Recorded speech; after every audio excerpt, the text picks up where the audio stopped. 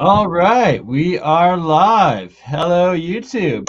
I am joined today with Mike and Michael, Faraday Research and Esoteric Gold, two fellow awesome scientist researchers, backyard experimenters like myself. We're going to first delve into some of Faraday Research, Mike's updates on his atoms motor generator and whatnot. Yep. And then me and Esoteric Gold will get into what is the esoteric gold of monoatomic gold and other plasma state metal elements. All right. So please take her. How's everybody doing? Pretty good. That's good. Yeah, I've been busy. My situation at home. I'm actually job searching now. Just the aerospace company I work for decided to let me go with no just cause. So now I'm on the big job hunt. So I've been busy with that, trying to find a new line of work. And what recession, Mike? What recession? Hey, what can I say? So anyways, yeah, so I'm working on that. So that's taking a lot of my time during the day. And at nighttime, I'm still doing my experiments. Presently working on the atoms motor generator. And so I've done a couple of experiments the last week using the 555 timer circuit to see if I could use that as a triggering mechanism for the flyback. So as my experiments got concluded that you just cannot get the actual same effects that you can with the mechanical switch. If you read the Robert Adams patents, it basically states that you must use a mechanical switching device to get the same, and also the effects of charging batteries. You just cannot do that with analog electronic versus digital, essentially, right? And this goes, to the digital. Right, and this goes back to what Dollar was talking about, what Tesla was always using the spark gap switch. It just keeps leading back to the spark gap switch. In the last 4 years, I was pretty adamant on using that spark gap switch because I could not get the same charging effects that I did with either a MOSFET or an SSR or any other kind of relay device. 555 timer circuit, I just eliminated that possibility. You just cannot get the charging effects that you can with a mechanical switch. And that's why Robert Adams, he was doing this back in the late 60s, around 1967, and pretty much determined that his best results were as a result of using a mechanical switching device. So I didn't even know about Robert Adams till about 3 weeks ago when I stumbled on his patent. I start to read it over and I'm going, this sounds a little similar to what I'm doing. So I kept reading and, you know, the way his device worked, and lo and behold, everything that I did with my device, he was doing back in the 60s. So that was a bit of a revelation for me, knowing that, you know, his unit was over Unity, and the fact that he was able to prove it back then kind of validates what I've been working on for the last 4 years. So I'm not as crazy as I look. So right, you know like what I mean? I know exactly what you mean. I've had a few of those myself, and seems more and more people are, as all of this information and the generation before us of how it was all suppressed or quote unquote debunked, so everyone was led to think they're crazy. But there's so much working, like verifiable amazing groundwork, research, and inventions of these different over unity free energy systems that now on like in this community, especially on YouTube, there's more and more people and channels coming together, finding each other and putting it all together. See, like the biggest wrong mistake. with looking crazy. You know what? The thing is, what I'm finding on YouTube is a lot of guys are making some really nice Adams motors, but the big mistake they're making is they're using MOSFETs. They got to get rid of the damn MOSFET. The second they do that, their charging characteristics of a lead acid battery go up exponentially and way faster charging. You cannot do it with other than a relay, a spark gap switch. It has to be a spark gap switch. That's where all these guys are going wrong. They got great machines. They run excellent, but they're not getting the effect using a MOSFET. So essentially, it's like they debunk themselves or screw themselves over because it's this minute detail, but it's a crucial detail, and that spark gap is the arc itself that's connecting to that plasma state of radiant energy and bringing that radiant energy into the system. And that's why I'm able to get 210 volts with only a current of about 60 to 80 milliamps. I'm using such little current, and I can power a light bulb 210 volts, you know. So, and, you know, Robert Adams, he says when you first start building the device, use LEDs. Well, not alone that I'm using LEDs, I'm using house lights with such a small device. Yeah, like actual incandescent lights, not just LED, and being able to power. Yeah, well, incandescent's a lot harder. I have to scale it up to get more amperage, but being able to get the potentials. Now, the last test I did, I got a pretty accurate assessment of my COP, and my motor's sitting at about a 40 COP, which is actually quite amazing. Yeah, COP of 40. So when you do the efficiency test, my motor's reaching over 400%. What does COP mean? Power over coefficiency. So I'm putting in, say, like 1 watt, and I'm getting 4.5, almost 5 watts out. Supposed to be impossible, but you're proving over and over again consistently that you're getting. And the other thing too is what's very important is the motor's actually creating current, even though that I'm working with a very small potential. Now you also have to keep in mind I can scale this up. I can make it as big as a house. I can make it as big as a school bus, and the potentials will just be going up and up and up, right? So, you know, I'm working with very small scale, but I'm getting very large results. You know, a COP of 40, that's very high for an over unity device. So, yeah, I'm just going to carry on with that. That is very, very efficient. Like you're bang on. That's huge. Extremely efficient. Now, I've been doing a lot of research lately on EV gray motor. So I'm thinking about putting in, I'm going to do some tests on the side of actually using high voltage potential. And you know those big gray capacitors, Bernie, that I showed you the other day? Yeah. They hold like 25 with high voltage, sir. Yeah. What's the biggest one that you use? Sorry? What's the biggest capacitor that you use? It's 2500 volts DC at 7 microfarad. It's about that big. It weighs about 10 pounds.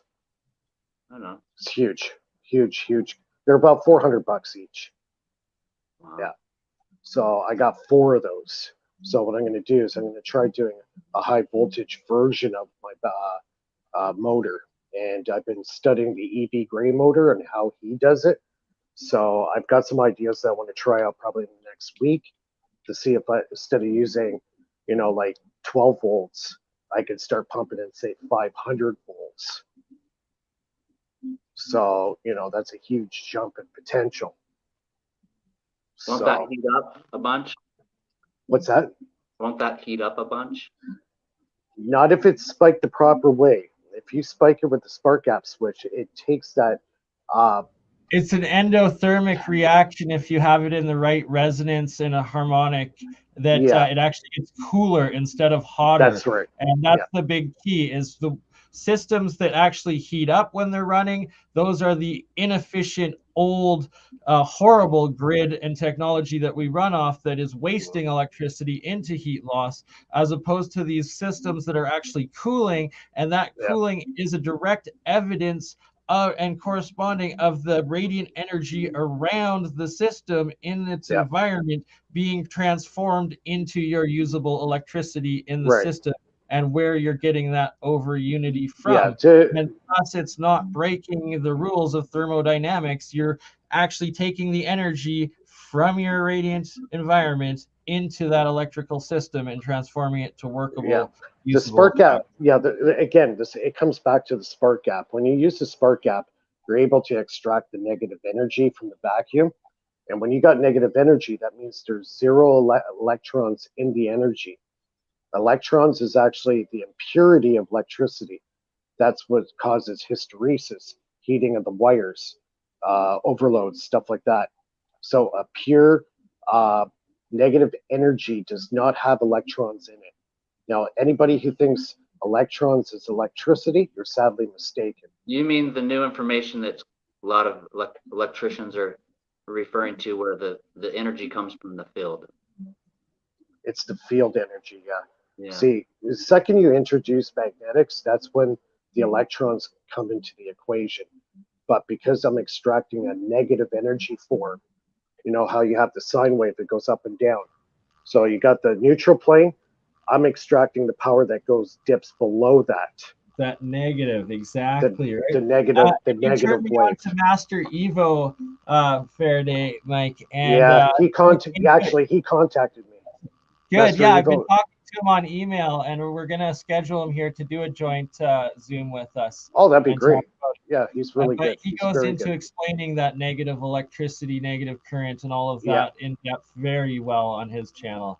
Yeah, see, positive energy, that's where you create the heat, and you get the hysteresis and the meltdowns, and you know. Have you been measuring your heat output? Sorry, the heat output, have you been measuring it?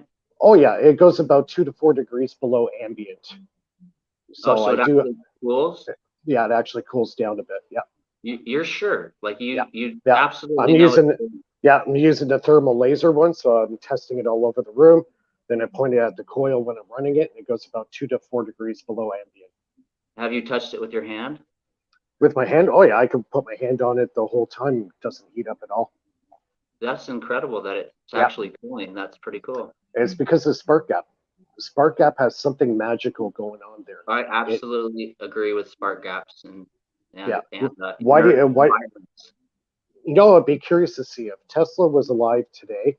You handed him a transistor and then a spark gap, and he would test both of them. What do you think he would choose, a spark gap or a MOSFET? If I had put my money on it, I bet you any money he would choose the spark gap, hands down. And an inert environment, those old tubes that were either what's it called, vacuum tubes? Yeah, all the vacuum tubes. Either argon gas or hydrogen gas. No, argon, helium, or vacuum with a spark gap, I think, is the magic. Yeah, see, you have to understand, when Tesla was doing a lot of this research, the vacuum tube wasn't invented yet. Okay, it was just starting to come out. The only with Walter Russell, I believe, and they were actually very good friends and joint research, but a lot of that has actually been like classified or essentially suppressed, and is in the National Archives or whatever it was. And I think the Tesla Foundation too, that it was preserved, and maybe the Walter Russell Foundation it was preserved. But it was Walter Russell at that time that was using the glass tubes, and it's in those. I'm glad you brought that up, Esoteric, because it's in that sealed condition, the full glass tube. It's like its own realm, and that Walter Russell specifically was recording lots of transmutations by just putting small amounts of electrical current through it into the different inert gases or noble gases, and having these solid metal particle particulates forming within it. Yeah. If you want to get anywhere in this science, honestly, you got to stay with the spark gap and vacuum tubes. I agree. I think 100%. the energy flows more naturally, not hitting Well, oxygen and hydrogen in the air. Yeah. And why do you think they phased them out? Because they know the effects of it. That's right. They know the effects. Now, the Adams motor was seized by the military industrial complex worldwide. So to actually put a patent on the Adams motor, you'll never get it. They would never issue it to you. And Robert Adams' life was almost taken away a couple of times. He had a couple near misses, and he went silent for a good 20 years. And about 1992, he was about 77 at the time, and he decided to just let his patents out to, basically go open source, because he knew he would never get anywhere with it. So I figured, you know what, best thing I can do now is just give it to the world and let the world take it. That's the key. That's what we're all doing right now. That's what APEC is. That's why we're advancing so quickly as opposed to before. Yeah. Esoteric, do you want to talk a little bit about your experiments with the monoatomics and your side of alchemy? Yeah. And bring up David Hudson that you were reading up on as well, if you don't mind. Well, the main reason I joined the, let's see how to do this. The main reason I joined this, even though I have a few things I got to do after this, but was because I had the questions on my the material that I produced recently, that I did a bunch of experiments on, David Hudson's experiments, to find out if it's monatomic. And it's either, like I said earlier, it's either monatomic gold or monatomic sodium. And there's a definition that I found on the internet. It's a +1 monatomic +1 ion. So maybe it's diatomic sodium, I don't know. But I did the acidic, let's see, the nitric acid, boiled it in nitric acid, boiled it in pure hydrochloric acid, and it did nothing. And then I did it with pure hydrogen peroxide. It didn't do anything. Then I melted it at 2200 degrees, and it did nothing. And so, and it doesn't have a taste. It doesn't have a smell. And those are all experiments which tell you that what you have is either diatomic or monatomic. So usually. And so, yeah, we got to get BurnEye to take some of his samples and experiments. Yeah, for sure. And that's good. His stuff. Yeah, it's good that you have a furnace to work with. Not everybody has a furnace at home to do all these tests with. So that definitely helps.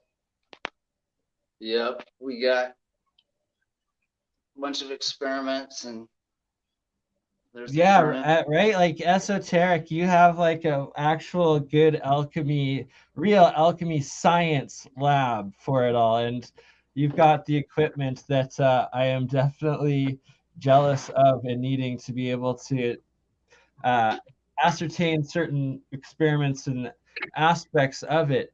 And from what my understanding is, through Isaac Newton's alchemy writings, as well as what I've heard and seen from both David Hudson's work, as well as from Keshe's work, and then just my own experiments over the last decade and come to understand, but mostly based off of Isaac Newton, is that the pure white is the monoatomic.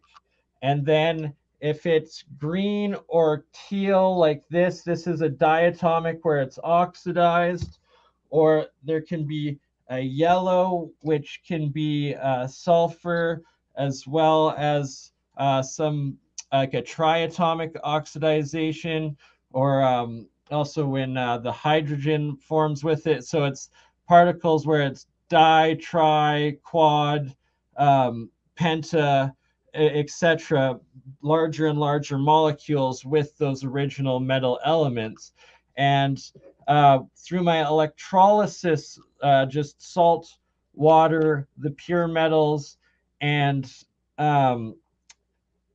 connecting it in a circuit or adding small amounts of electricity, I've been able to produce, for instance, in this one, it's been sealed. This is strictly only copper, pure copper coils, 3 solenoid copper windings within themselves on the bottom and on the top, and then 2 wires connecting, insulated wires connecting the bottom submerged triple solenoid top or beginning and end to the triple solenoid at the top that is half submerged and half out of water. This entire thing has been sealed for over a year, never any current added at all. But you can see the top copper, it's turned a little pinky, and there's the white condensate fluffy at the bottom. And I'd theorize that this is monoatomic copper that was produced off of this reaction, and it was able to create enough of a electrical differential that it was even bubbling up hydrogen off the very bottom link of the solenoid and essentially capacitor within it.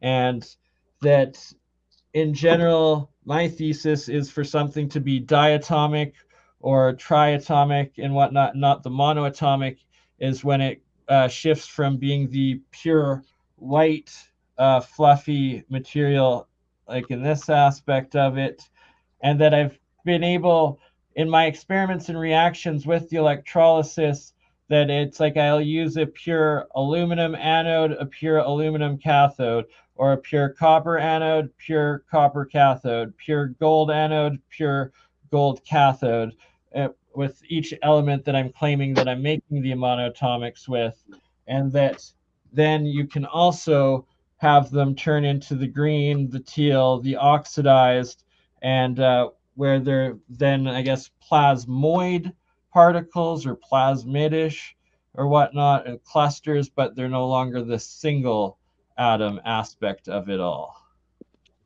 Yeah. So do you have a facility or not, like a shack or something where you can actually do it outside and buy some acid, like some hydrochloric and nitric acid? I will show you my outside studio right now. Well, let me show you mine real fast. So Oh, 100%. You take it away while I connect in.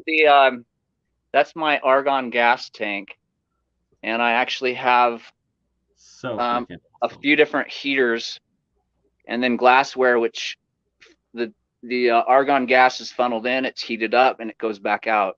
So it's basically an inert environment, and that's sort of like an annealing machine that David Hudson had to use. And so, at least I have an inert environment. No, that's freaking amazing, brother. Like, it's the fact that we don't have all the pieces individually, but coming together, it's quite the collection of resources, and that between each of us we'll be able to do and verify certain aspects or experiments that others of us might not necessarily have been able to on our own within our individual means, right? So that by the end of the spring, or hopefully at least the summer, that even if I'm not able to get the burner and stuff myself, that I can probably ship you some of my stuff to test alongside yours, as well as when we finally get a couple of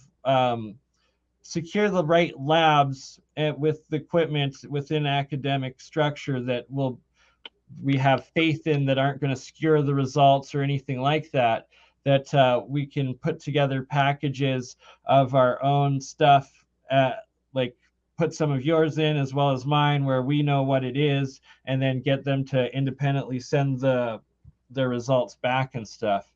Yeah, so you have a place that you can have a negative air fan, because when you boil this stuff, when you boil the samples, you have to have a fan. Otherwise, it's so toxic, it'll burn your eyes, and you may not think that you're breathing it in, but you are, and it can cause your health to go down south. Oh, huge. And also with if the electrolysis cold fusion aspects of the experiments and the reactions, I've been discussing with Bob Grenier in depth on it, that there's serious risk of, with not even a lot of voltage going in, of depending just on the metals and the amount of cavitation and whatnot within your setup, to start producing huge amounts of radioactive radiation and just harmful particles and side effects. So you do have an outside area, is what you're saying? Oh, yes. I just gotta hook it up through my phone. If you wanna keep showing, it's not a big deal. I was just curious if you do, because I'm gonna show you. I'm showing you. Hold on. You basically have tons of samples that you truly need to do experiments on it, because otherwise you truly don't know what you have. You may think you do, but you got to do the experiments or you don't. So anyway, let's see. Oh, 100%. I couldn't agree more with you. And you have so many samples. You have so many samples that you would have to do it yourself, because it takes time. I'm gonna be exactly. I've wanted to do it, that I figure out something or get some basic equipment to start testing it myself, to start getting some preliminary basic results before I send it off elsewhere.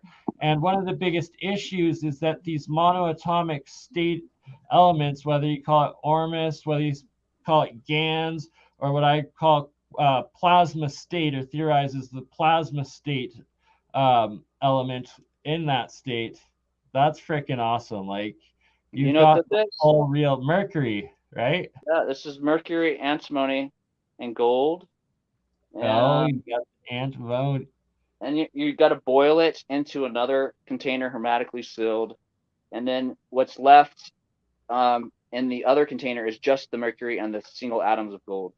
And then I have a monatomic copper and mercury experiment. I have a uranium, radioactive uranium, and mercury, and monatomic copper experiment.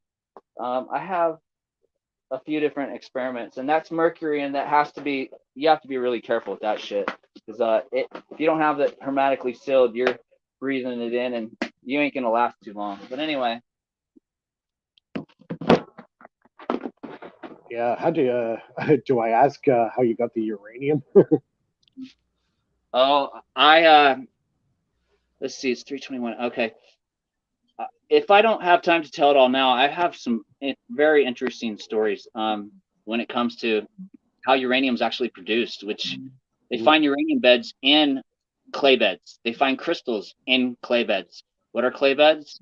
Clay beds are highly monatomic. It's the leftover organic material from plants that have been broken down until they can't be broken down anymore. So there's diatomic and monatomic elements in clays, and that's why crystals form in them, and that's so easily, and that's why the energy from the earth transfers into it much faster than and transmutates the elements that are in it up the chart to make them radioactive, and that's not in science yet. That's what I talked to these old, I went down to southern Utah let's see, 2 weeks ago, and went to Vanadium Queen Mine, which is next to Firefly Mine, which is the hottest radium mine in the United States. And I got to meet the guys that own the land, and went up to the mine and grabbed a bunch of samples. So that's how I got it. So anyway. And they all said that the uranium is in clay beds. They find clay beds, at least at one point or another, there were clay beds next to the uranium, and that's probably how it helped form it. It's not as much coming from stars as much as it is right, and on Earth. There's so much, like, that's what's hidden, and it completely rewrites geology, and a huge part of our overall chemical and atomic sciences is this natural cold fusion, and it's through electrolysis, which is the ocean as well, which is the world's largest plasma battery. And that's where, like, the salt water, and especially when it goes under pressure in the inner earth or aspects, the mantle, whatever it is, that these elements in the real fusion happens, and these higher metal states or elements, the larger elements are formed, and it's not needed in a star in some fake nuclear. Yeah, our science is, all of us, we all know our science is so backwards, and I think it's backwards on purpose, just to keep it all quiet. But so anyway, so basically, back to what I was talking about. So you gotta do some of these experiments with acids, and if you don't, do you have a furnace, Bernie? Okay, so I'm gonna go outside right now and show you what I'm working with finally here before you have to run Okay. off. Better hurry. I gotta go meet with some people in about 20 minutes. So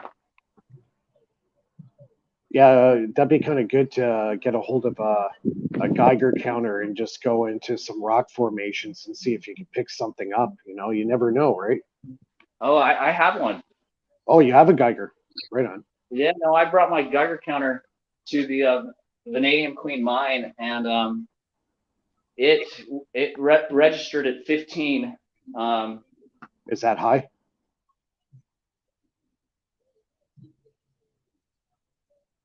Around 6, and this was at 15, so it was no 0.008 to 0.016, Right. and this stuff was at 15 and 16, so it was super radioactive. Really? Eh? Isn't that dangerous though for you personally? No, that's another misinformation, is that the radiation is not that dangerous when it's in its natural form, but once you process the ore, then there's unnatural concentrated. the unnatural charges that form, and the particles can become, Whether it's cold radiant energy or hot radiant energy, right? Whether it burns or whether it heals, essentially, the radiation. so these old miners that own this land that allowed me to go on their property, they said these guys have been breathing radon and uranium, and for years, for 40 to 60 years, are working in the mines, and they lived to be 70 and 80, and some of them were even cigarette smokers. So to say that it kills, Yeah. it doesn't. It's not.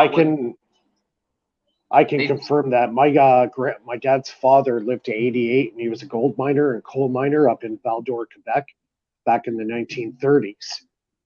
Yeah. So, and he smoked, he drank, you know, he smoked a lot, probably 2 packs a day for many, many years, and he still lived to almost 90.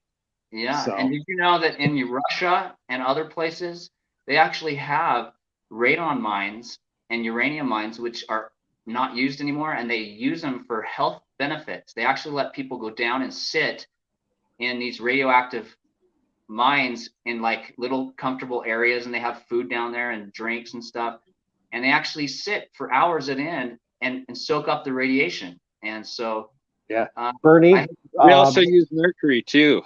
Bernie, I gotta head out. I gotta let you go because I gotta go pick up the wife from work. So I'll talk to you guys. I'll talk to you guys soon. Saturday night, Faraday Mike, as the science is found, if you want to join us or if you can. I might be doing one tomorrow too. Yeah, I have to get back to you. I have a special family function to go to on Saturday, but I'll let you know. Fair enough, brother. Much love. Thanks for joining.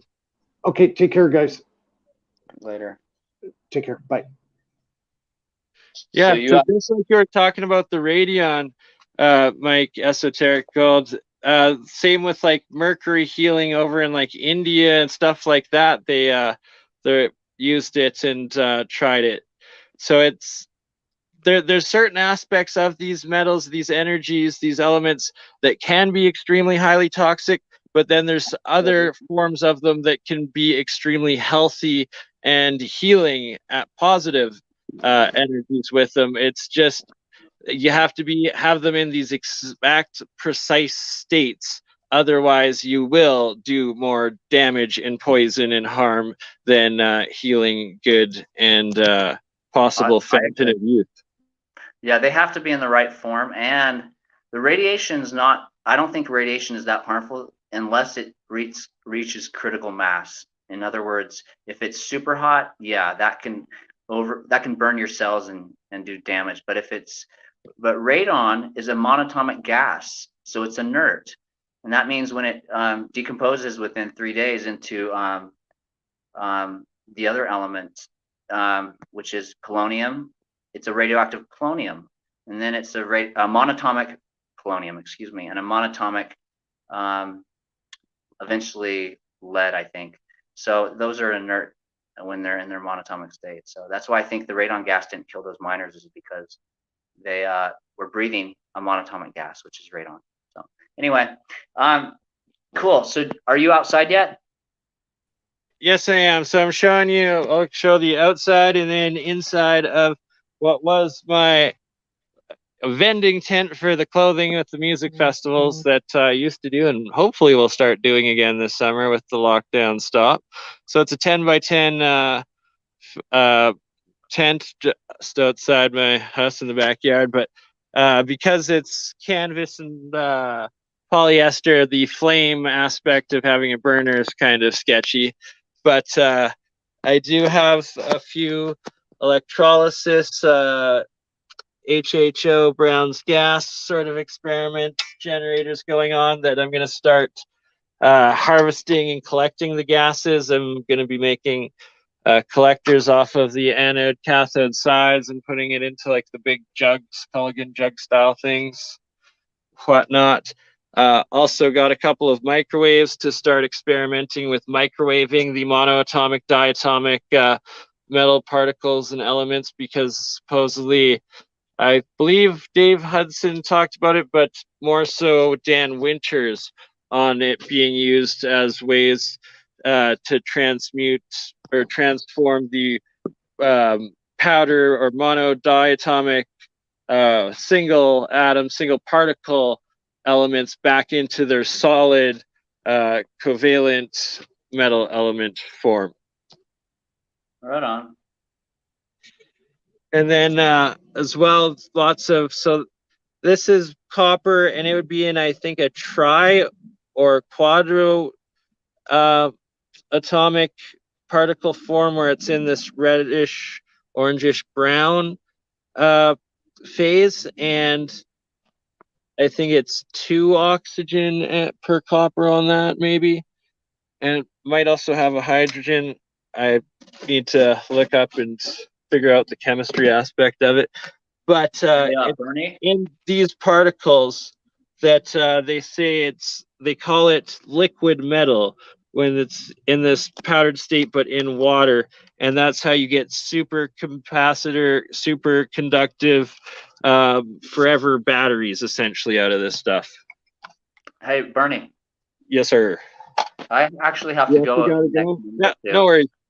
All good, my hey, friend. so, Thanks for joining. We'll book a full one with you and JP probably next week or the next couple of weeks. We'll figure out where we can stream to all of our channels at once and do a full discussion on it. Yeah, you should. You have like Patreon or something like that? I do have a Patreon set up. I've completely neglected it, as I'm mostly running off of donations and stuff. But I might do Patreon. Sorry, say again. Do you have a way of getting donations so you can buy a burner and a fan and build a little box, or at least so that your air is directed in one direction, and do some of these experiments to find out what you do have. It wouldn't take a lot of money, but it would be interesting to see what you have. You have so many monatomic experiments. We need to do these experiments that David Hudson talks about, and that we can go into what David Hudson talks about when it comes to voltage of your meters, and how you can bring it backwards out of monatomics into the metal to determine whether or not it's truly monatomic. So anyway. 100%. And yeah, so any of you lovely souls wishing to support this research and donate, link in the description. I have both PayPal as well as crypto addresses for accepting and using donations. And yes, I desperately do need donations to buy some equipment, including a couple of Variacs, or we should put together a couple of lists of just parts that we need and equipment we need, Mike, that we'll publish in the next one, maybe when we do it together and go in depth with it. For instance, Variacs, like I need 2 Variacs, you need a couple of Variacs, and those are equipment that are able to then change the voltage and control the amount of and different rates of voltage going into the electrolysis reactions. I also need to get a couple of signal generators, because that's the second part of my thesis of creating the actual transmutations of one metal into another by entering in the resonant frequencies of it. And I've been talking with John Hutchinson about how you measure and get and use the resonant frequency of specific elements. And he just responded to me a day ago. I haven't had a chance to look through it yet, but sent me a whole bunch of resource materials on it. And in July, once he's done moving, him and Nancy, his wife, are going to come on and do a couple episodes with us. Cool. Well, don't forget, when you have some time, read David Hudson's patent on Google.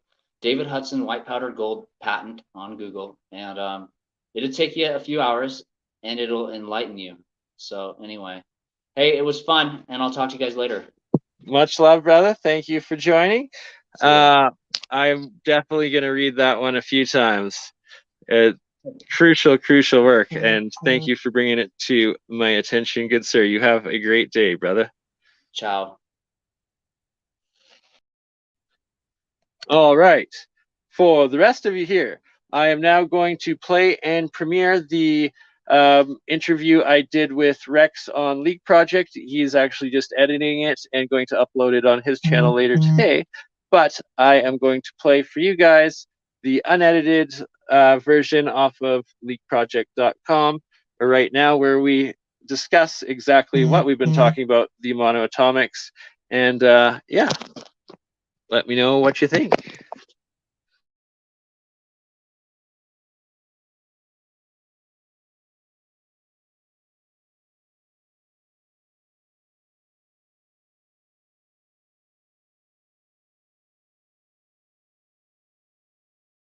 Hey, yo, and thank you all for watching. 22 of you lovely, beautiful souls. If YouTube is to be believed, it's probably more. Who knows? We're shadow banned as heck, but at least we're here. So I love that. And this will be the middle intermediate. And once this little clip is through, LeakProject, me and Rex from earlier this morning for all of you.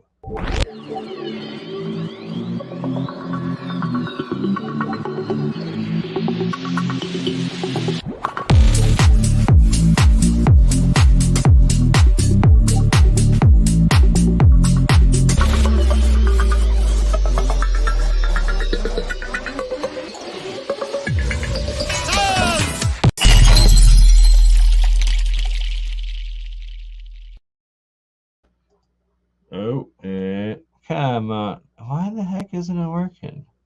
Sorry, guys. There we go. Please let me know how the audio is. The prime time slot from 9 a.m. until, 9, 10, 1 o'clock in the morning, 4 hours. He's going to have some amazing guests and information that he's going to bring to the table. And so today we're going to talk about how he's what looks like could actually be monatomic gold. He's doing all sorts of crazy alchemy experiments. Real monoatomic gold made straight from 24 karat gold bars. Yeah, I got to hear about this, man. This is wild. And we're also going to talk about the Medicine Hat geoglyph and some other megaliths and mysteries of the world. But yeah, man, you showed me that. And I was like, wait a second, what? Because I'm so skeptical about this stuff, right? Like we've talked about this before. I've had people send me monatomic gold that, and I, I tried it a couple times. I was like, wait a second, man, I don't even think I'm going to take this just because I don't know what it is. Like people can say anything. Oh, dude, I made monatomic gold. Look at how I did it. But if they didn't do it right, then those heavy metals in your body are going to have, you know, some pretty They're serious literally side can effects, kill right? You can do more harm than good if you taking the wrong amounts, and it's so crucial. And I fully support like your intelligence and like intuition not to take it not knowing if it was made properly or what exactly it is. And the key is that monoatomic elements always are this pure white. If it's ever green or blue, red, any other color, it means it's either oxidized or like sulfide, mercuride. It's particulated into a di or triatomic particle instead of that single monoatomic pure metal element. And this is from the results of my research and understanding Isaac Newton's alchemy, and where he said that all metal elements can be broken down into their most basic, and he called it mercurial, which I believe is molecular, white powdered state. And my monoatomic gold, I use a 24 karat gold 10-gram anode and a 24 karat gold 10-gram cathode when making this. As well as my monoatomic silver, I use a pure silver maple, like the Canadian 1 ounce coins, just like the American, where it's 99.999% pure silver. I use it as both the anode and cathode as well. And then that's where I get my colloidal silver water from, is drinking the water that was on top of it after I flushed all of the salt out from the process of making it. And it's through this electrolysis process that I've been able to turn any metal into this pure white monoatomic single atom, which I believe to be the plasma state is the key part of this, is that what the monoatomic metals are when they're in this single atom state is they're actually a fourth dimensional state of matter. So it goes gas, liquid, solid, plasma, and it's that your ionized gases like the aurora borealis, your neon lights, that's noble gas in its plasma state when it's ionized. So that your actual metals, your solid metals, when they're in this single atom mono state, they that's how they become superconductive. That's where they're getting this over unity from, and that's why these legends of monoatomic gold is because it would be in a plasma state. I'm going to stop you right here, and I'm going to have to change over the Wi-Fi because there's been 3 times that your sound has just gone for just a couple of seconds. But I'm going to go ahead. So we're going to disconnect for about 5 seconds, but I'm still here. So stay where you are, and I'll see you in just a second. Okay.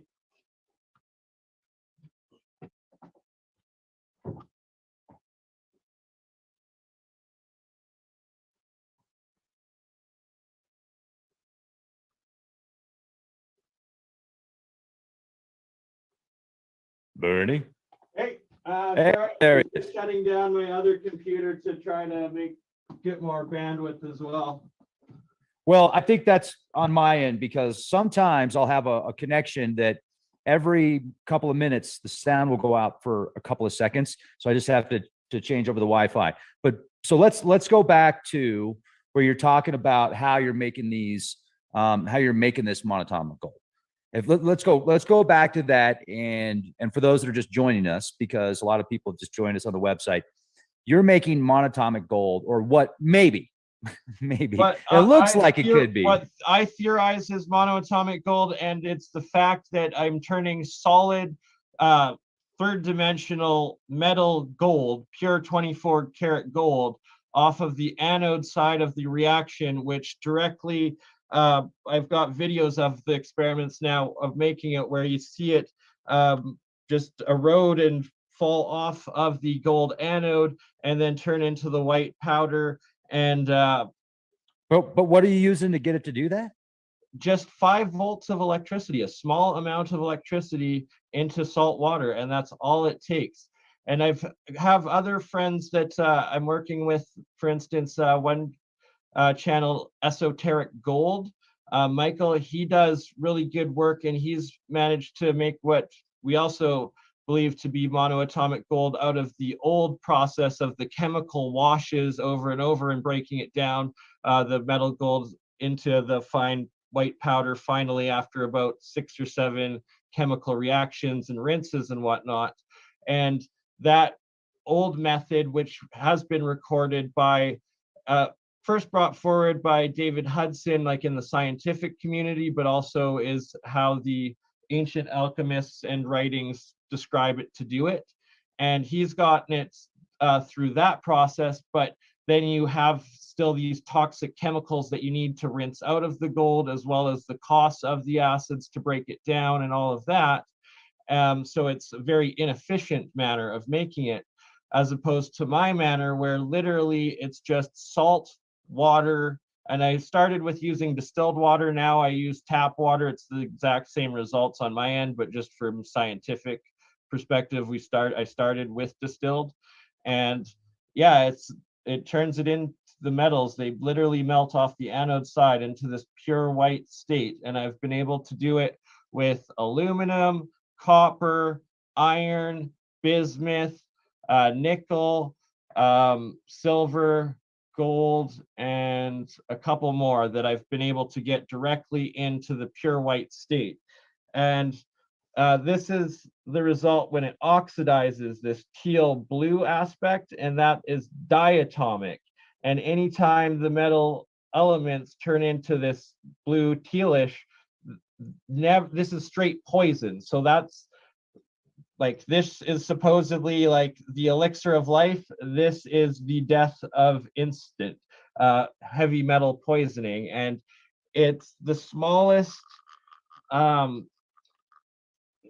do I even describe it? It's crazy.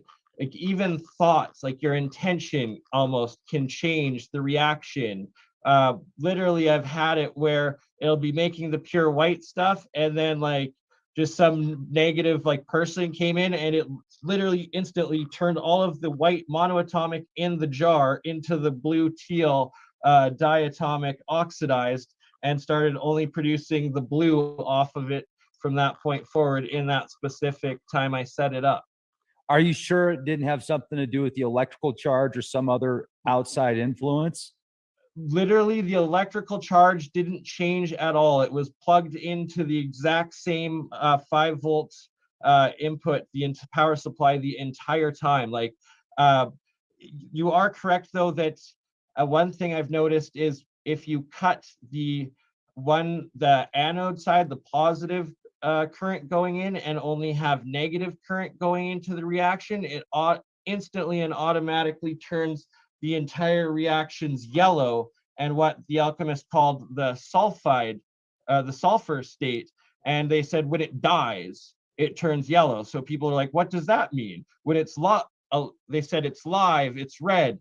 Well, it's a live current that makes it like that. When it's dead, you're killing half the current, and then literally it changes the reaction where it starts making these yellow diatomic particles instead, and it's dead because you've killed half the current going in, and only negative current going in produces a sulfur reaction off of the electrolysis off the metals.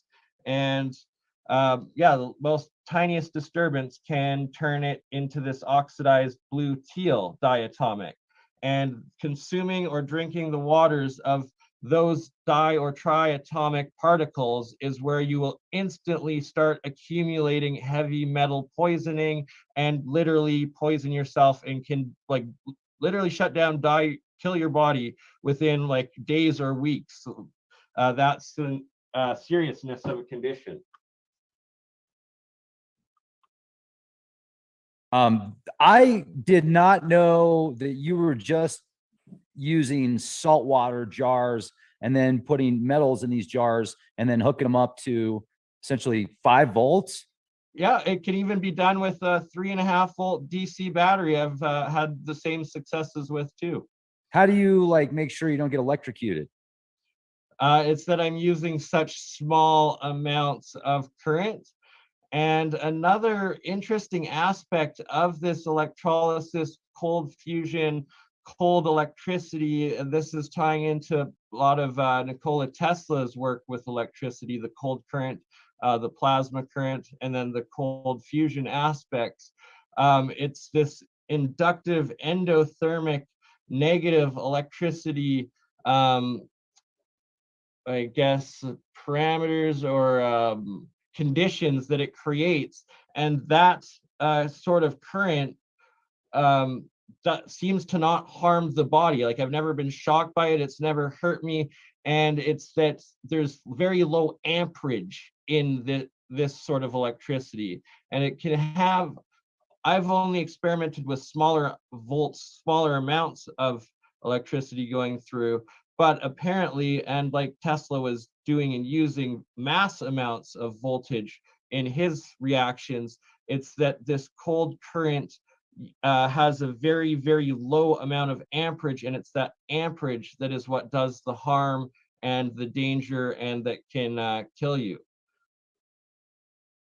Okay, but like, how do you set it up to be as safe as possible? Like, could you show us some examples how you would do it, like step by step? Yes. This is so wild, man. Ladies and Absolutely. gentlemen, remember, Bernie's not a professional, and either are you. This Exactly. is, but he's a lot closer to a professional than you are. I've been doing it. So before I show you the demonstration, just a little backstory of, I've been doing this experimenting now for about 10 years, started in my garage.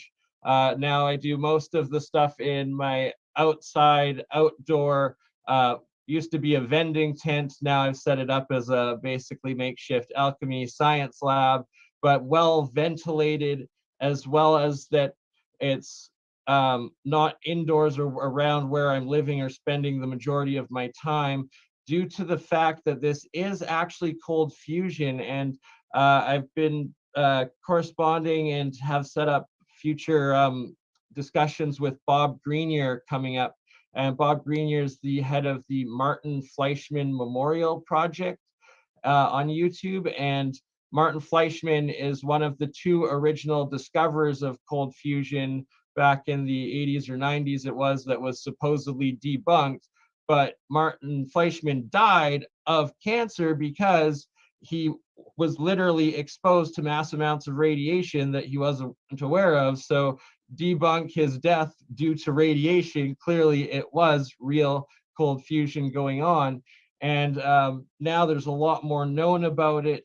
And it can be very dangerous if you use these bigger, heavier metals in the reactions, as well as higher amounts of electricity and voltage, and get larger reactions where you start forming the actual blue light plasma within the electrolysis reaction container itself.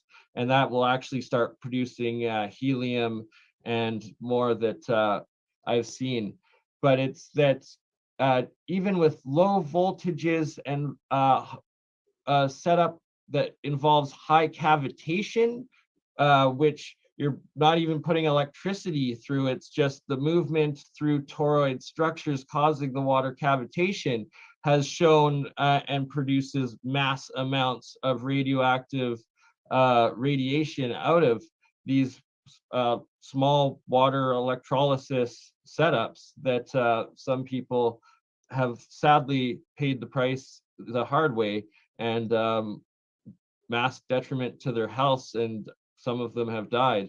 So that is why I keep a very specific parameter and limitization to the experiments I do myself in my backyard, and why I haven't tested a lot of my grander theses on this cold fusion and transmuting metals and whatnot until I get a safe lab and equipment to do it properly, because there is serious side effects and possible radiation reactions of this and nuclear decay, depending on what you're using and doing. Yeah, that's smart, man.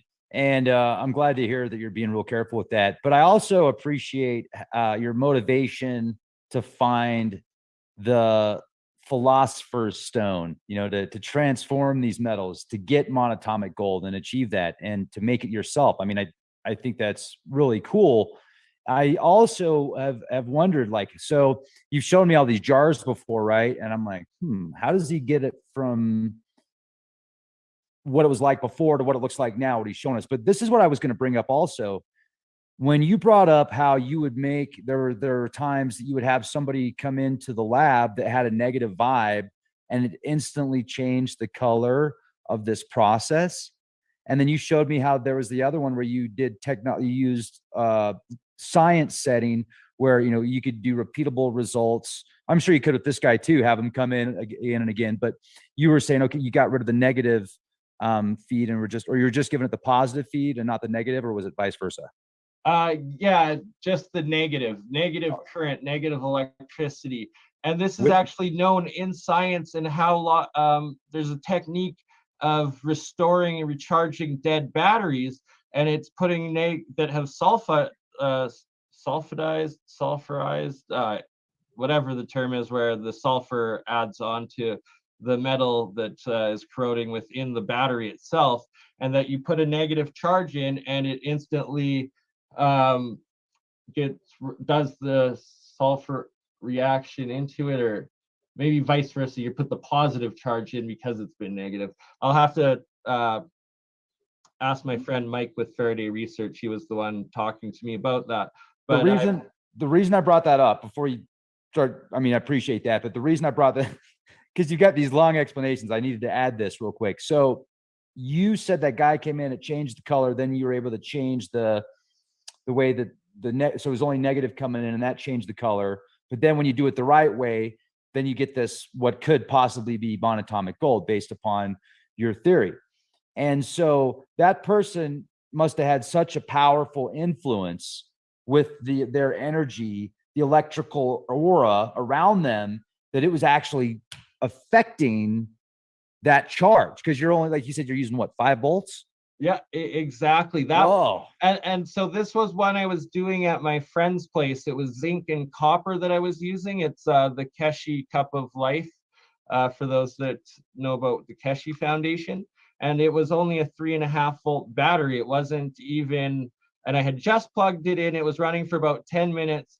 And then my friend's buddy that was all drunk stumbled in, and literally it went from pure whites, like settling in the middle as it usually does, and then collecting at the bottom. The middle started turning green, and then all of a sudden, boom, the entire thing went green. And for the next few days that the battery was still charged and running it, because usually the reaction off a DC battery, it runs for 3 days, making it completely green, oxidized like this the entire time. Weird, man. And that just goes to show there's so much power in electricity that, you know. Sorry, 1 second. You keep talking. I'm just going to grab the demonstration for you. Please. Here. Yeah, so he's going to grab a demonstration for us. And for those of you that are watching this live on the website, if you have a question, please feel free to ask in the chat box. Our live shows are always free, unedited, uncensored. And so Bernie and I have done maybe 6 or so interviews, and, you know, he does all sorts of really cool experiments. But monatomic gold, like the way that the ancients made it, I would be very interested to know if there's some type of similar process. And if so, how are they getting 5 volts of electricity? Although you can plug a light bulb into a potato and you're going to get enough charge to light the bulb. Exactly. So, and right here, this one as a demonstration, this is 3 copper solenoids in themselves that I nano-coated. And nano-coating means you're breaking down the outside solid layer of the copper metal or whatever metal it is, all the covalent bonds down to just one covalent bond on the outside. So then it's able to react and interact with the single monoatomic plasma state of those same metals. So in here, this is salt water. This has been sealed for over a year now. I never put any current into it whatsoever. There's a insulated double wire, one at the top of it, one at the bottom of the bottom solenoid, and then it connects to the opposite bottom of the top solenoid that is half in water, half out of it. And then also the second wire connects to the very top of it. And instantly, when I sealed this, just salt water and these two triple solenoid copper coils, it started producing. You can see the white monoatomic at the bottom, and it was even bubbling hydrogen off of the bottom negative side, the cathode side that it established. And this itself, it creates enough differential that with no electricity input at all, just these copper coils and them connecting to each other within the salt water, started producing the hydrogen, the electrolysis process, and the monoatomic off of copper off of the top anode side. And that's why the top part looks kind of pink and reddish. That's the seventh state of transmutational metals that Isaac Newton talks about, and that I've also been able to reproduce in all of the metals that I've been able to turn into monoatomic. I've also been able to get them into this pink crystalline state, and that's where Isaac Newton states that you're able to, and ancient alchemists state that the metal is alive in this red-pink state, and that's when it's actually able to be transmutated into other physical metal elements. And my thesis is that if you put in the right resonant frequencies on the anode and cathode sides of the metal that you want to transmutate your pink crystalline metal into, so for instance, turning tungsten, which is the closest atomic mass to gold, it's just one or two, a neutron and proton lower than gold is, right? Tungsten, the weight.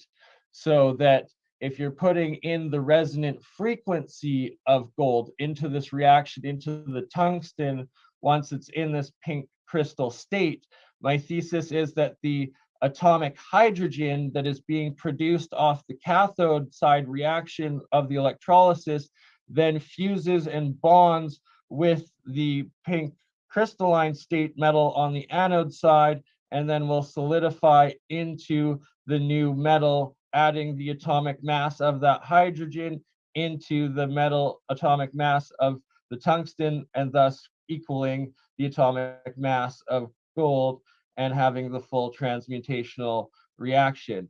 But I need variacs as well as signal generators and a proper lab to be able to start doing these experiments, because it will risk higher radiation and whatnot, and that's why I have yet to test these theses. But one time before in our streams, I told you I had temporarily or turned a little bit of either copper or tungsten into gold as well as silver in one of the reactions, and that it was in this pink state that it did that. And it stayed for about a year that it looked like it resembled that I had that full transmutation before it eventually started turning back to the original metal. And that's what gave me the idea that this would be a successful process or means to do it. So how much does it cost to put something like that together? This was literally leftover scrap wire from, like, if you have an electrician friend, or it's about $10, $15 worth of metals, not even, maybe, I guess it's decent size wrap, but, and inflation. So yeah, about $10, $20 worth of hardwood supplies, essentially. And for making the monoatomics, just the price, salt, water, your battery, or I use a cell phone charger to get the standard 5 volts in, and then the price of the actual metal. So that's the main thing. If somebody's offering you what they're calling monoatomic gold and it's cheap and not overpriced or extremely expensive like the price of gold, chances are it's not actual monoatomic gold, because it wasn't made from gold. It's probably another or a mixture of other monoatomic metal elements. And people, ORMUS is the same thing. So the acronym ORMUS is orbitally rearranged electron molecule, or something along those lines, but it's that it's a single atom. And that term came from David Hudson to describe his monoatomic state metals. So people will say their ORMUS that they make out of seawater or whatnot is monoatomic gold, when in fact it's monoatomic, all of the elements that were in that seawater, and like probably 0.001% actual gold within that mixture. Where my process, I'm using 100% pure gold into the what I'm claiming to be monoatomic gold, using pure silver into what I claim to be pure monoatomic silver. Same with copper, zinc, etc. Now that's cool. You're putting your money where your mouth is. Wait, that sounds like a strip club, doesn't it? Come here, ladies. I'm gonna have to edit that part out. Damn it. I have a joke that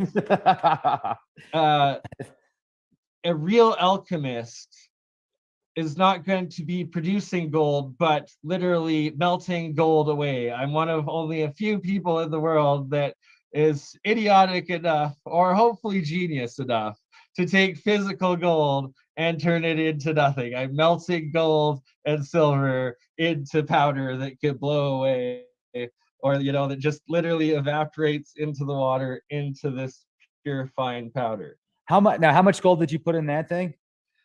This was about 5 grams worth of gold. It was about a 10-gram bar of pure gold that eroded and melted into this much right here. Okay, so you're talking, if for 5 grams of gold, that is $336 on the market right now. 5 grams of 0.9999% pure gold. You should go to noblegoldinvestments.com. Actually, perfect segue. Noble Gold Investments, they're awesome. I actually bought a lot of silver through Noble Gold Investments, and I converted my IRA through Noble Gold Investments. You should too. You'll get a free silver coin if you do. It's an American Virtue coin, 3 ounce. And brilliant. You turn that silver into monoatomic silver, which is almost as good as the gold. And I've only started drinking the colloidal silver gold. I also use a little bit of zinc and copper as well in the mixture of water. So I started drinking the colloidal waters of zinc, copper, silver about 7 years ago, and have been doing that straight up to this time. Some people say I look pretty young for my age. I'm 36, don't have any gray hairs yet. I've been pretty healthy ever since. And I definitely haven't died or suffered heavy metal poisoning. And then over the past few weeks now, I've started to finally, I'm confident enough that I've started consuming small amounts of a mixture of both monoatomic gold and silver together. This is probably a half or maybe a 0.2 of a grams worth mixed in with water. And I personally believe the Philosopher's Stone is monoatomic gold and silver combined. And I get this from the interpretation of the Alchemist drawings and paintings that are claimed. They say it's the Philosopher's Stone, and they'll have 2 snakes going up, and there'll be a sun and a moon, one on each head of the snake. So I see the 2 snakes as your anode and cathode current going into the salt. The sun is gold, as they have always represented, and silver being the moon, as they've always represented. Thus, one aspect being silver, the other being gold, going into this monoatomic reaction that they've labeled the Philosopher's Stone. What do you notice when you take it? Yeah, the first time I took this, it completely crashed my immune system. I came down with strep throat and was like sick for over a week before I got antibiotics and then healed and whatnot. And then I was very skeptical about it. And I was talking to a couple other scientists, researchers after an APEC about a month ago when I first started. And they're like, oh no, like if anything, that means you need more, because it's like just crashed your system. It's flushing you out. It's what is the word? Goodness. Cleansing, like it's cleansing you sort of thing, taking it out. And he's like, were you exposed to aluminum sort of thing lately? And it was like literally the day before I had been making monoatomic aluminum next to me. And I was like, wow, like, how did you list that off? Maybe you do know what you're talking about. So I continued taking a little bit. About once a week now, I consume about this much. And I've noticed I'm extremely energized. afterwards, like, don't do it before you want to sleep, because you will literally be up all night. It's like a couple shots of espresso and just being as refreshed and as awake as I've ever felt, really. And just a demonstration, this I've rinsed the salt out about 5 times on this. Usually I do 9 before I start drinking it, so it's going to be a little bit salty. Thus, I'm going to chase it with a little iced tea, but just a demonstration that I am consuming small amounts. So you can see the top of the water line. Focus. Yeah. Focus, focus. Okay, so top of the water line, and then down the entire way is the monoatomics itself.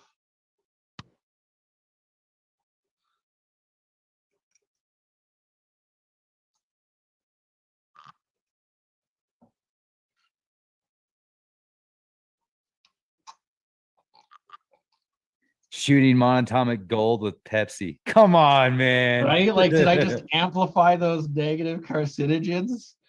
Hopefully not. So give me one more moment, and I will quickly show a demonstration of rinsing this, as well as bring the setup of how I actually make the monatomic gold silver. Okay. And disclaimer, folks, do not try this at home. Exactly, because it is so easy to not know what you're doing. There's also like a whitey beigey part that I suspect is a calcified version, and the Alchemists do talk about a calcide component, and that will also give you heavy metal poisoning. Anything that is not monoatomic but di or triatomic instantly starts accumulating as a toxic heavy metal within your body. Real quick, somebody in the chat asked if you think the pyramids were a charging station or batteries, or maybe smelter. 100%. The places of worship were most likely workshops. I believe, like the pyramids, as well as most of the cathedrals and most of these sacred sites, were actual workshops. And there's, I can't remember the name or the exact references, but I've seen some Russian scientists, as well as other Eastern Europeans, that were producing some sort of, I believe it was maybe ozone, but it was these mono or triatomic white fluff powder on top of and underneath, or like in the center of these metal pyramids that they had made, as well as spark gaps. Anything that has that plasma arc in it produces ozone, which is triatomic oxygen, which I was thinking on last night is interesting, as it's an aspect of the electrolysis as well, and just how this whole cold fusion works. And basically any, so Martin Fleischmann Memorial Project, Bob Grenier is literally the leading academic professor source on cold fusion, what he calls EVOs, exotic vacuum objects, and is like a accredited professor of like several decades in the UK and whatnot. And been talking with Bob a lot, and his most recent research has been coming out on both toroids, classified toroidal shapes, so like your solenoid chargers, generators and whatnot, as well as ball lightning, he's saying, is the key to cold fusion and transmutations. But what ball lightning essentially is plasma state, that blue, any fire, any flame, any arc of electricity, that is plasma, that is ionized gas, ionized elements in their plasma state. And it's that anything in a plasma state is able to do this cold fusion reaction. So even if it's a hot flame in the yellow-red infrared spectrum of light, heat, energy, electrical energy, the hot side of it, that's still like considered cold fusion because it's a medium. It's not hundreds of thousands, millions of degrees of pressure and heat that's needed. It's only like 100 degrees or up to like 1,000, right? So that's still kind of considered cold fusion. And then the cold fusion that I'm doing in electrolysis is literally at 10 degrees Celsius to 20 degrees Celsius, and like room temperature, basically cold fusion. And that will be your blue, your purple, your ultraviolet spectrum, the cold electricity, the cold light energy, the cold electricity, cold plasma side of it. And that's a whole nother discussion we'll have in another talk on cold electricity versus hot electricity, how our entire grid is set on this hot infrared, wasteful heat electrical energy, opposed to the blue UV ultraviolet cold, non-resistant, small wave, small energy electrical grid electricity. And that was a huge part of Nikola Tesla's original work and research as well. You know, like the mindset of BurnEye, the crazy alchemist with not so crazy ideas. I just use that term crazy because it sounds cool. You know what I mean? I'm the crazy guy in the garage. So I don't mind. I often refer to myself as like the mad scientist, because they are these like crazy ideas, but and like when I first like come up with it or read them, saw them, I'm like, no way, like this is ridiculous. So like I still like am in disbelief, like, hey, I'm consuming monoatomic gold. Like I'm not like thinking like, oh, I'm gonna be a demigod, you know, like that. That's not the thoughts. Those aren't the goals that I'm going with, like while guinea pigging on myself. Like, but it's well, what do you want? rational. Like what is your goal with the monatomic gold and these elements and these experiments you're doing? Like, what is your ultimate goal?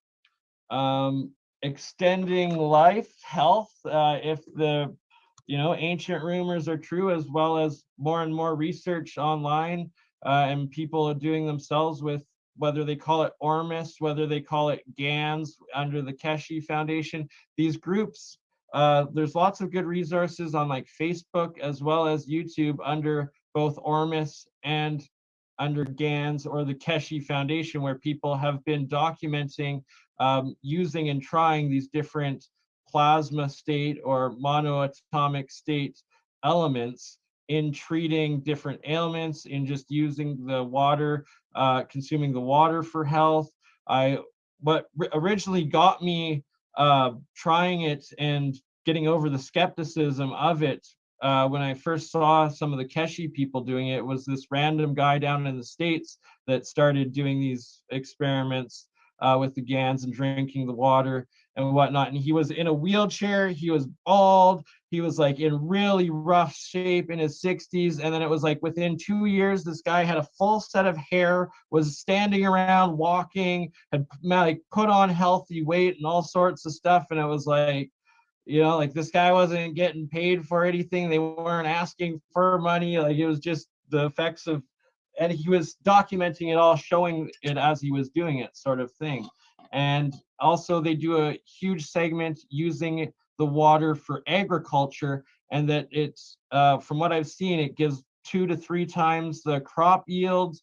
It also extends the longevity, like once you've harvested like vegetables in your fridge. I've even noticed just keeping a jar of the monoatomic water in my fridge, my vegetables last 2 to 3 times as long before going moldy. It seems to work, right? So I do have a grandfathered medical marijuana license to grow some plants. I'm working on finding the location to finally set up again, at which point I'm going to start experimenting with using this monoatomic water for growing and yield with that as well. And to answer conclusion, final goal, to get up into space and to live a very long time and have all of us achieving that. And one thing the Keshe Foundation, specifically, it's called the KFSSI, Keshe Spaceship Keshe Foundation Spaceship Institute. And they claim that it's this plasma energy by rotating at high RPMs. Once you start rotating at 3,000 to 5,000 rotations per minute and higher, and I've seen videos which from some of their research groups which looked legit, where there's a visible blue, purple, actual plasma cloud field that comes out of the coil device when you have the coil and then you're spinning at a high RPM. The combination of, I think it was gold, bismuth, and titanium together, that it was producing these huge fields, as well as there's massive rumors and claims that it gives anti-gravitic and weight loss, mass loss effects. And you have to be a signed full-on member and sign their contracts and NDAs to get into it. I believe it's still free though, for the Keshe Foundation to be able to start making your own anti-gravitic spaceship craft that supposedly they claim they have. I've seen videos that it looks like they do have.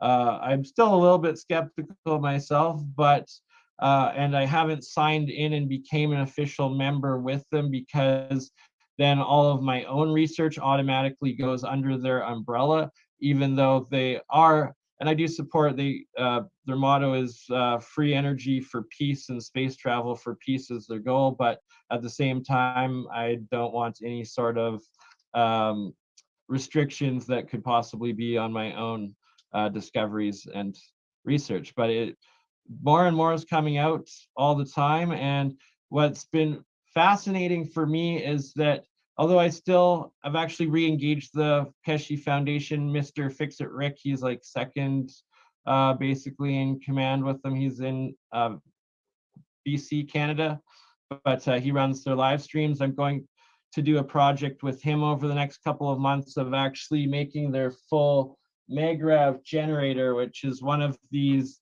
they're the 6 coils that have 3 solenoids within each of the coils, and they're nano coated, and then you hook it up to capacitors, as well as have the monoatomics, 3 different types, one within each of the 3 different coil sets, and then hook it up to a joule thief circuit, and supposedly it gives you free electricity. So I'm going to make one in partnership with them to their spec and do real tests, scientific tests on it, and see how much, if any, and I believe it will produce some over unity extra free energy out of it. But that's one of the projects I'll be doing, and if that is successful, then I will engage more into their anti-gravitic side of research and builds. And from that, now, and then being a full part of the APEC every second Saturday, APEC being American Anti-Gravity Engineering Propulsion Conference. It's run by Tim Ventura and co-hosted by Falcon Space Labs, as well as the AlienScientist channel on YouTube as well. Jeremy Rice, a very good friend of mine, who I also do weekly appearances on his channel with. But they have just if you haven't seen APEC yet, I also stream it to my channel. I'm now one of the co-hosts of it.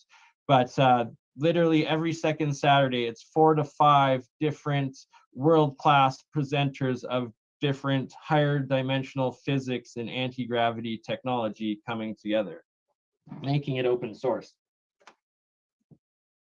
Right on, man. Well, dude, I would like to go 4 hours on this podcast, but right. I actually, but so you have your children, you have obligations. Yeah, man, they're getting some awards today, you know, so I get to go see that event. Yeah, I would. Anyway, so I'd actually probably rather do a podcast, but you know how it is. Well, good. So give me 2 more minutes here. 2 more minutes. Show you how I'm making it, and we will have to reschedule to finish the rest. Hey, look, it's Ernie. Right? Oh, it's Bert and Ernie, brother. Bert and Ernie equals Bernie. That's my second camera. That's cool, man.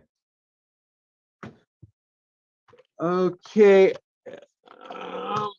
Not sure. So if you can see there, this is a gold bar cathode, silver coin anode. In this reaction, it's not plugged in.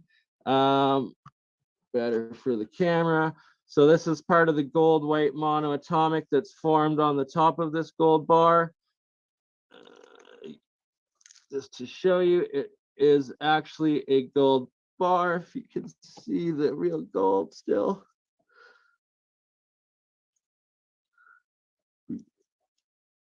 Are you able to see that it's gold and silver? Kind of. Kind of. Here, I'll see if I can rip the tape off, actually. There we go. Camera. There we go. Gold bar.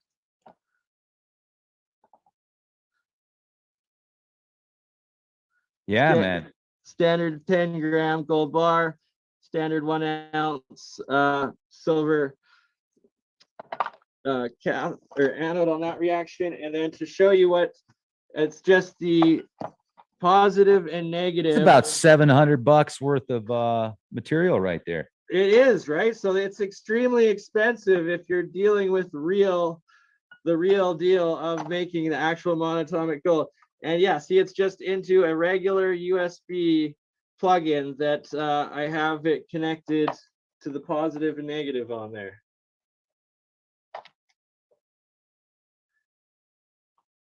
And then you plug it into the wall. Yeah, oh, just into your standard USB block. Yeah, and then, yeah, into the wall, exactly. I originally was using the DC 3.5 volt batteries for the most part, but then it got expensive on the cost of them, and I found the AC in the small voltage amount is sufficient and good with it. Not sure if you can see in this demo right here, the red crystalline formations on here. If it is, it's like these little bulbs of red. And this, I believe, is actually mercury and a transmutation happening. This is a piece of zinc that it's forming off of, but the red bulbs, the ancient alchemists call it mercury. Mercury oxide or mercury particles are red in color naturally. So the next step is just to get it tested and prove that it is mercury that's forming, and then that would be a definitive hard proof of real transmutation of elements happening, because how is that mercury forming when it was only zinc, copper, salt, and water that are in that reaction? As well as I need to get the yellows tested to see if that's sulfur, because that would also be a hard proof of real cold fusion transmutation, because where did the sulfur come from when it was only copper and copper into that salt water that I was using? Will the gold bar ever disappear, or will it just be the outside of it? Yeah, no, that's the key part, is that it's on the anode side. It directly erodes into the white and sometimes blue-green, the oxidized particles, as well as the pure monoatomic particles. It is a direct loss of mass turning into the white condensated material below that I collect that claim to be these metal monoatomic particles. Like here, I'll quickly, before you go, I'll show an example of the pure gold that's eroded.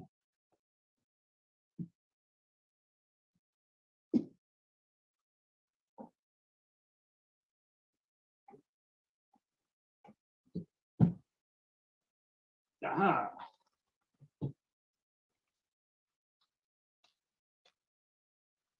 Do you have 5 or 10 minutes to do a Brucey bonus and show the petroglyphs, or no?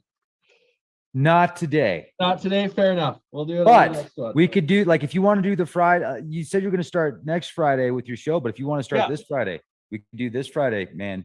9 o'clock, weekend at Bernie's. Be a great Can we way do to. actually? You know, people can do call-ins too. Did you know that Can we people can do actually 8 call in? p.m. on Saturday, this Saturday? Because I have scheduled and booked the Science of Sound, my episode 4 of the Science of Sound series happening 8 p.m. our time this Saturday. I'll have Ominous on, my beatboxer brother. He's the co-host, as well as Mike from Faraday Research. Campbell Autodidactics supposed to be joining us, as well as Jeremy AlienScientist should be joining us as well. Okay, this Saturday, you got it. I'll promote it. 8 p.m. Now, is that 8 p.m. Mountain Time or what? Yes, sir. Exact same time as All right. you. I am. Oh, come on, zoom in. Come on, man. Hold on, I'll get a book for the back.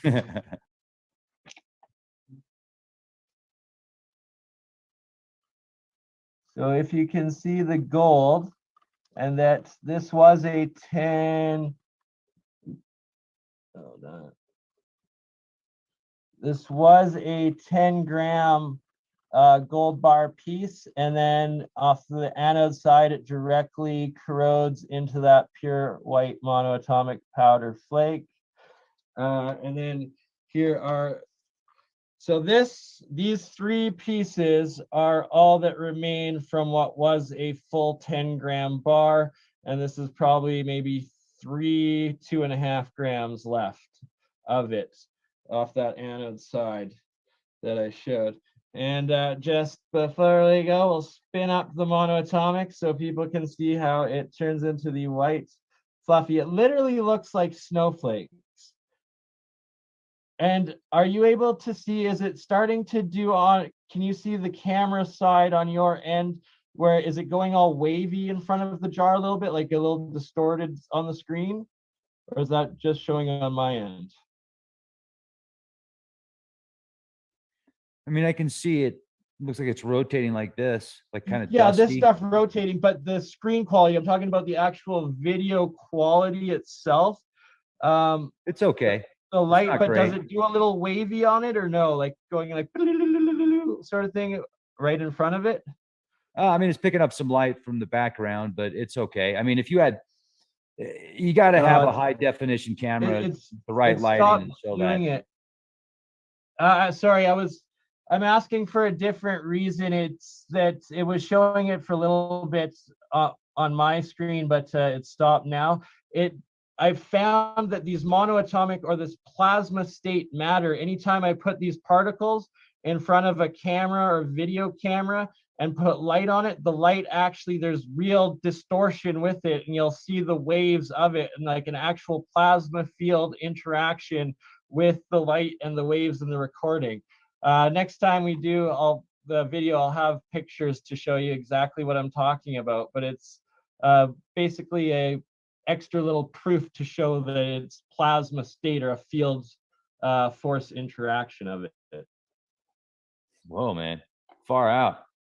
That's far out. Definitely. It's almost like it's got its own consciousness and we're affecting what it's thinking and feeling inside of its Oh, shell. you are so bang on. You need to book Dan Winters again and let me write some questions for you for him, because he goes deep into and his beliefs and philosophy and research is actually showing these plasma state orbs like the ball lightning and other plasma state matter is conscious and consciousness. And like for instance, the Samoan or Native Hawaiians, they believe like ball lightning in those orbs, as well as you see those orbs sometimes around the ley lines or around the crop circles, that those orbs themselves are spirits or entities or trans-dimensional beings or consciousness themselves. But yeah, it's the huge part of Dan Winters' work is navigating the conscious plasma. Right on. That sounds like a concert. Ladies and gentlemen. Keep calm, burn cron. Yeah. Hey, where do you get your gear? If they want to get like your t-shirts and stuff like that, where can they find that stuff at? You're gonna have to email me directly. Sadly, I'm getting my website rebuilt, and then I have to figure out how I connect it into the Facebook, the Instagram, and all of that for the online sales. I'm working it out.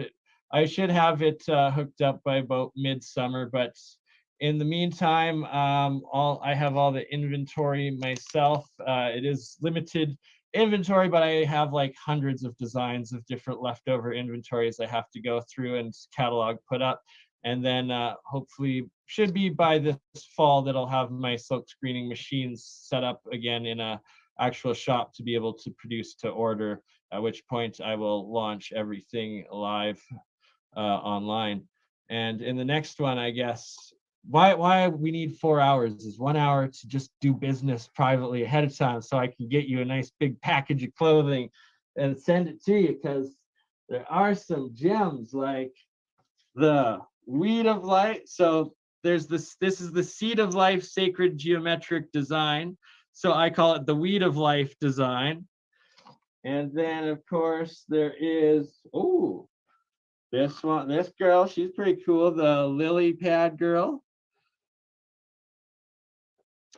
And then the main BurnCron bear.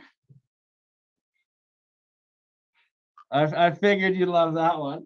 And you definitely need one, right? So this is girls, so you know that this could be for Kristen, as well as I'll send you a man's one. And then we go into my deep original roots. I've got all sorts of wild style graffiti designs, like that actually says BurnCron in it, believe it or not. And then of course there's this classic oink, where does it show? There's the Tim Snorton's coffee mug. Tim Snorton's coffee for the oink. That's boss, man. Those are all great. Yeah, you're super talented. I want one of all of those shirts. Right. Actually. So, okay, you fit large? Medium or large? Yeah. Actually, yeah, send me a large.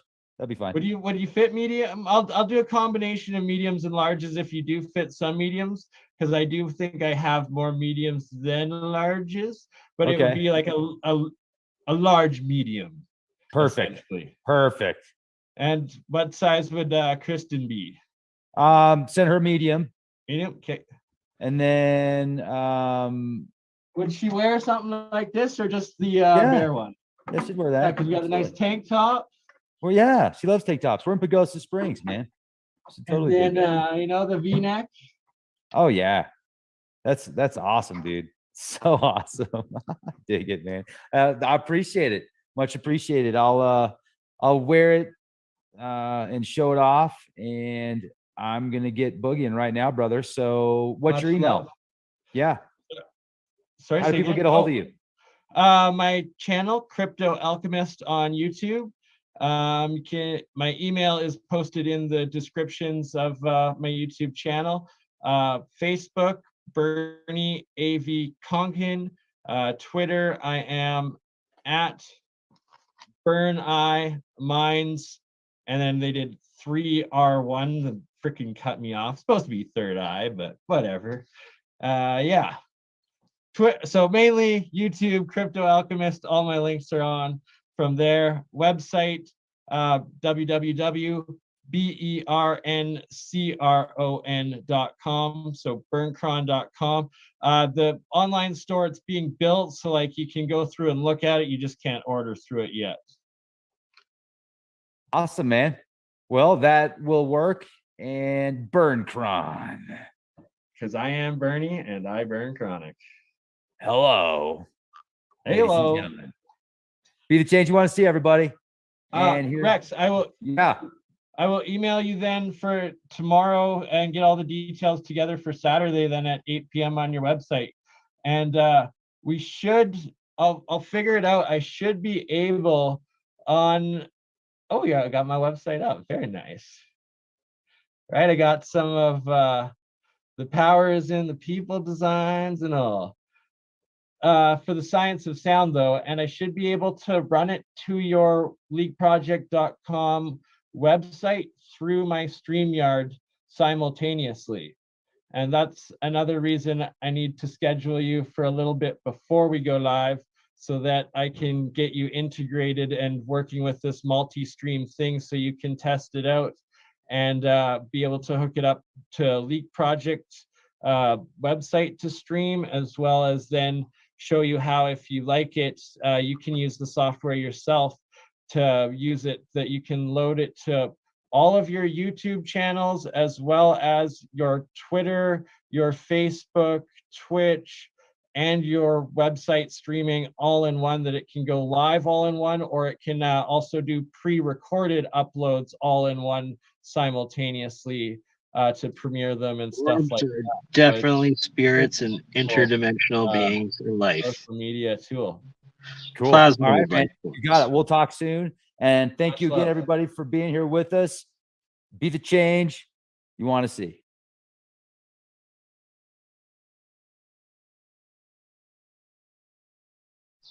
Oop. All right, that concludes me and Rex's podcast from earlier this morning that was recorded that he's about to edit and release to LeakProject. I'm going to have a few more booked with Rex coming up. Rex, me, and Campbell, we're going to do a Great Wall of Tartaria special. What I have on screen right now, and I'm trying to demonstrate and show everyone, is a copper pipe, and that pink silver that's reflecting white, that is crystalline state copper. That is a metal in Sir Isaac Newton's descriptions of transmutations of metal elements in its pink crystal transmutational state. And sadly, the camera isn't doing it justice, but it's literally sparkling and glimmering because there are real copper crystals formed on this metal pipe right now. And it's being still in this crystalline transmutational state, which I also suspect and theorize is a permanent cold state of supercapacity, superconductivity of metals in a cold state, room temperature state, as opposed to the heavy or high temperature, heavy energies usually required. And it's when in a in the salt water, but in the actual monatomics, the ormus, the condensate at the bottom, it might be a di or triatomic copper that particles that it's resting in. But it's the fact that when it is resting in these particles, that it remains forever in this pink crystal, what Isaac Newton describes and states to be the transmutational state of solid metal elements. And that is where I need to get the variacs and the signal generators to be able to further expand my research and experiments and verify or deny my thesis, but I suspect it will be bang on. Also, here I got the pure tungsten rod that will be used in my attempt to transmutate it into gold with the manner or process that I just described in that interview with Rex. I'm looking forward to with John Hutchinson. We've been discussing back and forth on how he's used and discovered and been able to record the resonant frequencies of specific metal elements, and then replay and reuse those resonant frequencies, which I believe to be the key in unlocking this cold fusion transmutation process. And that will be put in through signal generators. And on that note, as you heard, this Saturday, which will be 7 p.m. Pacific time, 10 p.m. Eastern Standard Time, Saturday night, we are doing our Science of Sound series, episode 4, with Ominous, the beatboxer, my most amazing and one of my best friends, Ken, who will be, as always, co-hosting Science of Sound with me, as well as Esra. I believe you are going to make an appearance, hopefully, if you're still listening and watching. Rex is also going to take part in this episode, and I'm going to go in depth with him on the Schumann resonance, that 432 hertz, and we will get into a deep discussion of the Schumann resonance and 432 verse 440, as well as diving into the solfeggio frequencies some more. Campbell, Autodidactic, should be with us, and we will be live on Autodidactic, Crypto Alchemist, LeakProject, as well as hopefully, possibly, and probably AlienScientist channel as well. And hopefully we'll be able to get Jeremy Reese, AlienScientist, on with us again for episode 4.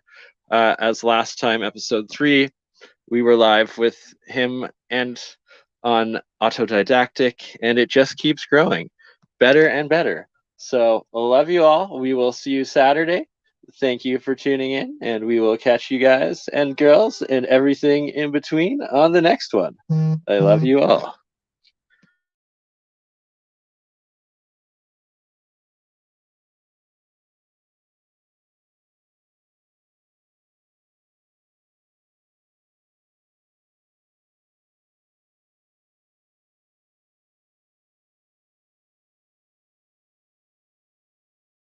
This is the bit, isn't it? That confuses me. It's like, did we choose to come here to get this sorted out, or is this just seems a little unfair, doesn't it? That you know, we seem to be here and there's this parasite messing up our experience. And you know, I know in my own life, the times that I've made major changes, it was like it became more painful not to change than to change. That was when I made big changes.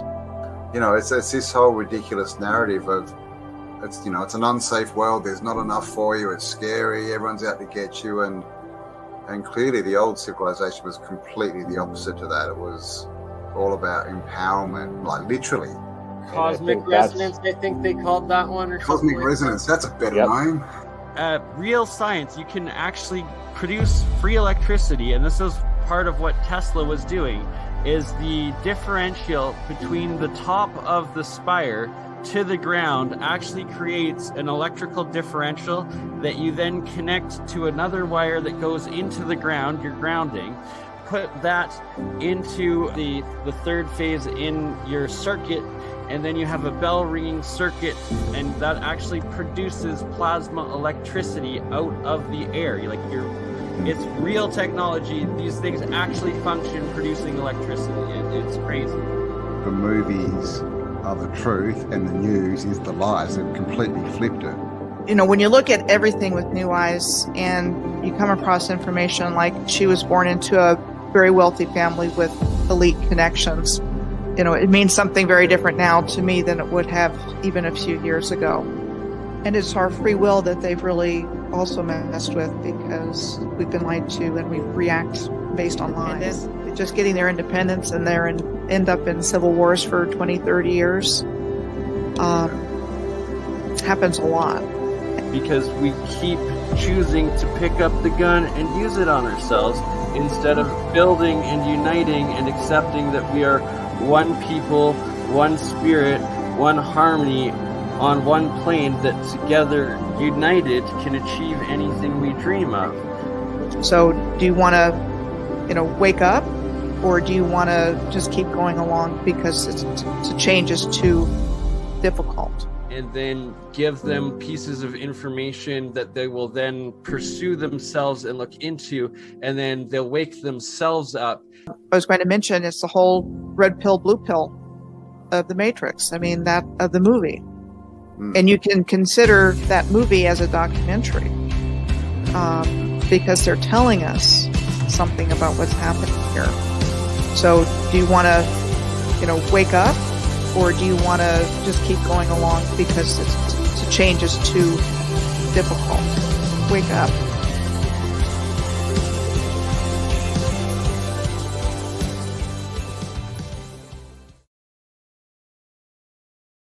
All right. So see you all Saturday. Science of Sound, 8 p.m. Mountain Time. And before that, all day long, APEC starting at noon Pacific, 3 p.m. Eastern. Love you all. Thanks for tuning in. See you guys on the next.